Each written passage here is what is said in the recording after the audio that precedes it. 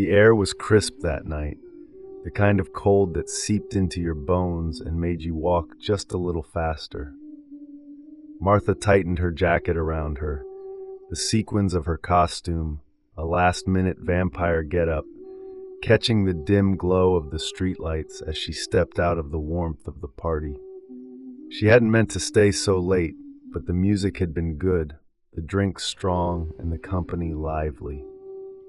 Now, the streets were empty, the only sound the distant hum of a city winding down for the night. She pulled out her phone, 1:47 a.m., no messages, no missed calls. She sighed, tucking it back into her pocket. It wasn't far to her apartment, just a 15-minute walk through quiet residential streets. She'd done it 100 times before. At first, the footsteps behind her were just a distant echo, something she barely registered over the sound of her own boots clicking against the pavement. But then they grew louder, closer, matching her pace. Martha slowed, the footsteps slowed. Her pulse spiked. She glanced over her shoulder. A man stood beneath a flickering street lamp, his face obscured by a black ski mask. He wasn't moving, just watching. Her breath hitched. Don't panic. Maybe he's just out late too. Maybe it's nothing. She quickened her stride, turning the corner onto Willow Street. The footsteps followed. Her fingers fumbled for her phone again, but before she could unlock it, a voice cut through the silence. Martha. Her blood turned to ice. That wasn't a guess. He knew her name.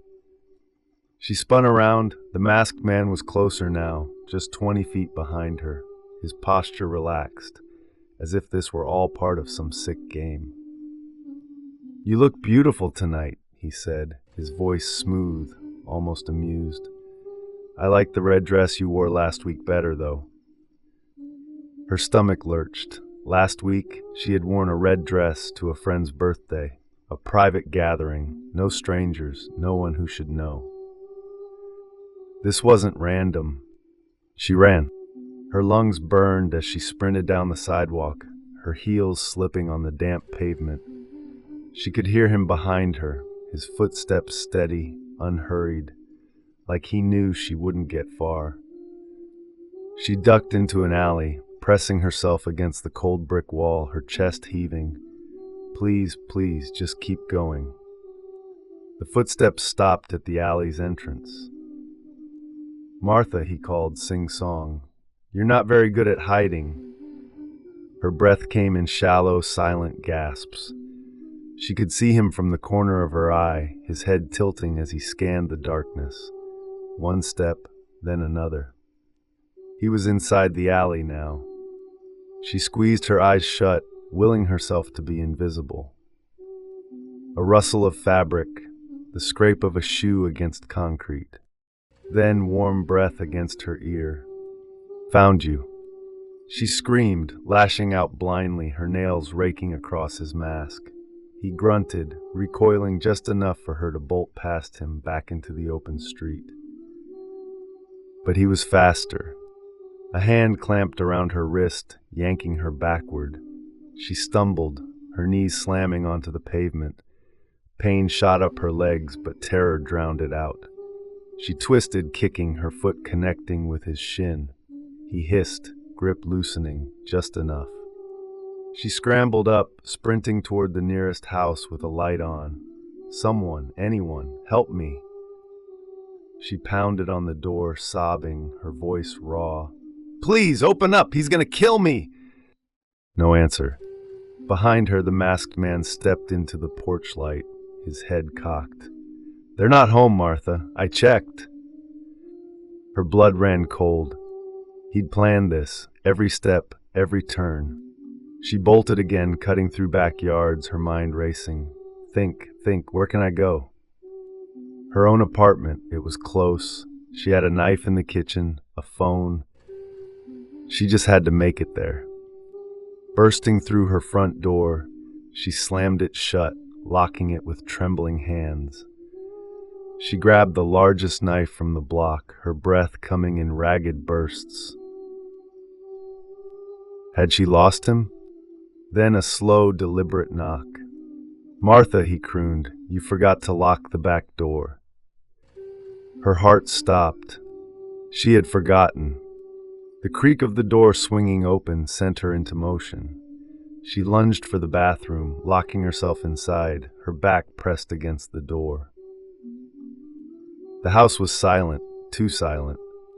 Then a whisper against the wood.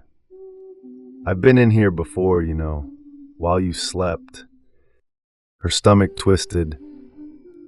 The doorknob jiggled. She had one shot.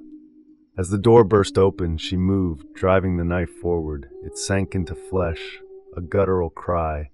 The masked man staggered back, clutching his side. She didn't wait. She ran out the front door, into the street, screaming for help. A car screeched to a halt. A neighbor, wide-eyed, shouting into his phone, "Police are coming! Hold on!" Sirens wailed in the distance. The masked man emerged from her house, blood soaking his shirt. His eyes locked onto hers, promising, threatening, before he vanished into the night. The police found her curled on the sidewalk, shaking, her hands stained with blood that wasn't hers. They searched the area, but he was gone. In the days that followed, detectives uncovered disturbing truths. Footprints under her bedroom window. Photos of her, taken without her knowledge. A journal left behind in her apartment, his journal, filled with meticulous notes on her routines, her fears, her life. The last entry written that night, "I'll see you soon, Martha." The case remains open. And somewhere out there, he's still watching. If you enjoyed this chilling tale of terror, don't forget to subscribe for more true crime stories that will haunt your darkest nights. And remember, just because you can't see the watcher in the shadows doesn't mean they aren't there. Until next time, sleep with one eye open.